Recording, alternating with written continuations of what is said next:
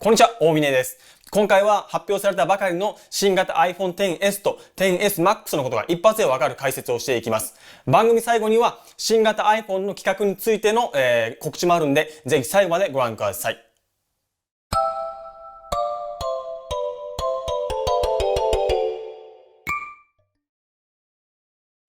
新しく登場した iPhone XS ですが、発売日は9月21日、価格は税別で11万2800円とかなり高額な機種となります。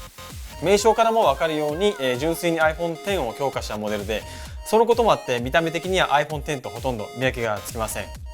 かろうじてアンテナの位置が違っていることと、今回から追加された新色のゴールドのおかげで判別できるかなといった程度です。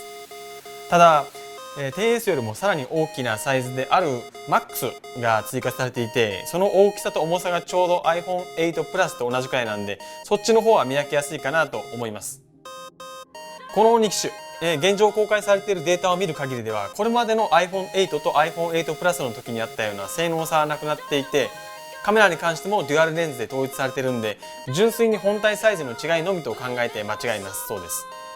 スペックの部分に関してですが、一見してこれまでみたいに大きな性能のアップはないように思えるかもしれませんが、個人的な注目点として気になったのは GPU の性能を最大 50% アップさせつつ消費電力を大幅に削減させていることです。それに加えて Core ML の速度が最大9倍と大幅に向上していて、この強化点は普段多くのユーザーが利用するであろうカメラアプリでも相当役立つはずで、インスタグラムなんかで写真を投稿している人なんかにはかなりの恩恵があるのは間違いないんじゃないでしょうか。デモで説明していたスマート HDR やポケット深度の調節みたいな複雑な処理が実現できたのは、この GPU 性能があったからこそだと思います。価格はかなり高額になっちゃったのと、 MAX っていうネーミングが気にはなりますが、魅力的な機種なのは間違いなくて、 iPhone をカメラとして使い倒したい人やゲーム機として使い倒したいなんていう人なら iPhone XR も含めて購入を考えてみるのもいいんじゃないでしょうか。いかがでしたでしょうか。僕の方は、新型 iPhone XS の方を購入する予定なんですけど、今使っているのが iPhone 6S なんで、どれぐらい使い勝手が良くなるのか今から楽しみです。あと、実は今、新型 iPhone XS と XS Max の2機種を1台ずつ視聴者の方にプレゼントするっていうイベントを考えています。詳細は番組の公式ホームページと、公式 Twitter アカウント、それからポッドキャストのこの3つで配信しているんで、ぜひそちらの方をご確認ください。